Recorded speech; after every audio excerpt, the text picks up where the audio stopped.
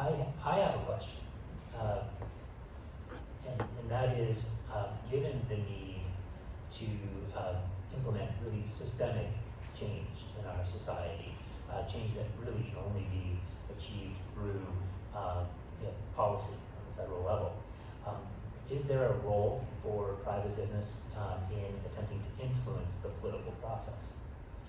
And that might be more for Mike and for David. Yeah, I think that's an easy one in the sense of yes.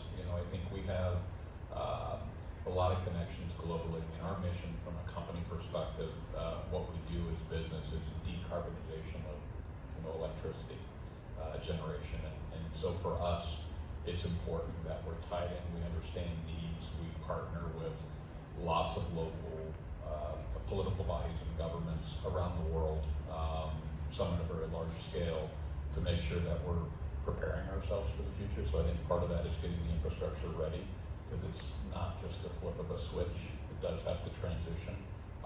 So for us, it's we try to help write the most adequate policies that are going to enable that transition going forward. Great. Mike. So again, a resounding yes. From eSource's perspective, we are the custodian of all of the data, the information provided by our clients. And so there's a lot of learning there. Back to the point around education. Policy really does maybe start at the dinner table, educating our own families and children around the themes of the day and the fact that this is getting quite scary. So although eSource itself doesn't take a political bias, and that we represent utilities across the entire spectrum, they have their regulatory committees, and within each state there's ways of working that they need to follow. But it doesn't mean that the information that we're all gathering together, and the analysis that we're doing, and what we're predicting coming forward cannot be openly and freely shared. So yeah, absolutely. If policy really does start at the dinner table, then we absolutely play a role. It looks like we have a question. Go ahead. Yeah, thank you. Oh, good. You can hear me. Awesome. So my question is starting kind of with Mike, but is also for the whole panel. I love kind of that chart you had there at the end that showed the impacts of COVID, and I love that you started to talk about how that's changing your internal functioning. But I'm curious for the whole panel, how do you see that kind of proof of concept, right, of kind of forced emission reductions changing how you function externally? What conversations are happening to reimagine your own business model? I'm very curious with Mike with the conferences you're running, but I'm also curious for the rest of the panel, how is that really shifting the hard conversations? Absolutely. So I'll keep this one quick and pass it. In general, that is our product conferencing, right? So we need to be very careful about making sure we deliver something of value consistently, and that the people who pay us on the day-to-day for project work as well as for our major conferences still see the maybe a remote or a virtual version as value add. We did a lot of polling over the last couple of years to make sure that the hybrid version of what we were delivering was still seen as valuable. Internally, we reflected and asked ourselves, is this something we would want to do? Is this something we'd get on a plane for? Or maybe this is something we would set a few days of work aside for? And we absolutely agree that the information we're providing is super critical.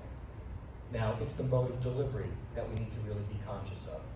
We're hosting our big event this year in person again, but we're expecting a reduced amount of in-person visitors. So we're going to have sort of the virtual component or complements to that as well. So it's really a both model for what's going forward. Thank you. I'll give you a sense from the nonprofit paratransit transit provider perspective.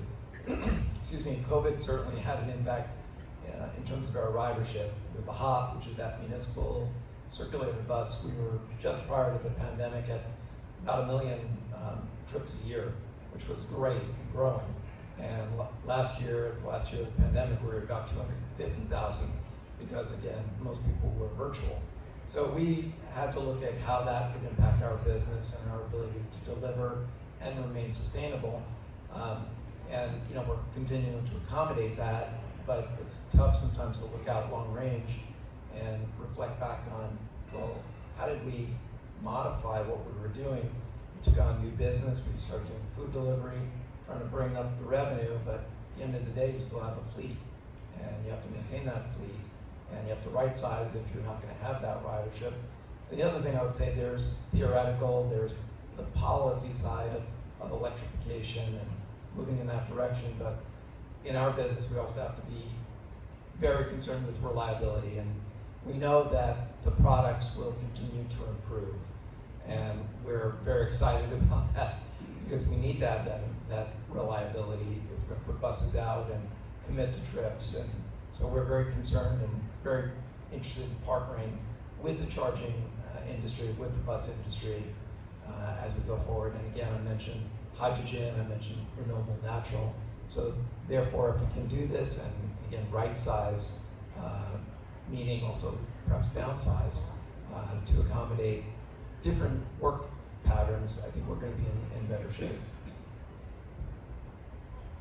I think the question also points to the importance of measuring and tracking your greenhouse gas emissions and having a goal, because without doing that, would you even be asking that question, right? Or without that mindset. So I just want to flag that. We are just about out of time. There you have it. You've been through a climate action boot camp. Now get to work. I want to thank our panelists. So folks, we'll take a very short break. The governor will be here to speak.